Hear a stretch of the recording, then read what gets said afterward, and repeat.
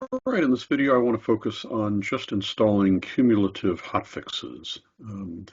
When you go to the configuration page and the updates screen, you'll find cumulative hotfixes as the second tab. You can click the check for updates button to make sure that your screen is fully up to date with all cumulative hotfixes. The cumulative hotfixes will be listed whether there's one or many. You can select a particular cumulative hotfix.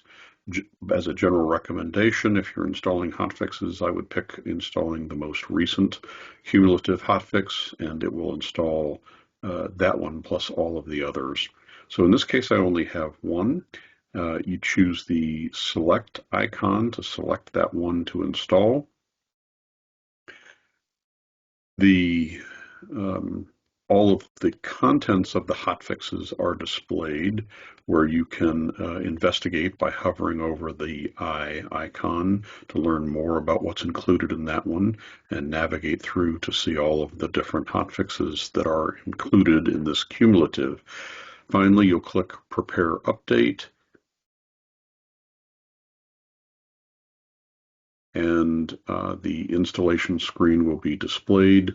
There's a couple of checkboxes. One that you understand this is going to lock out your users as soon as you start that, and that if they had unsaved work, the potential exists for that to be lost. So you'll have to acknowledge that, and that it's going to remain locked until the update is complete.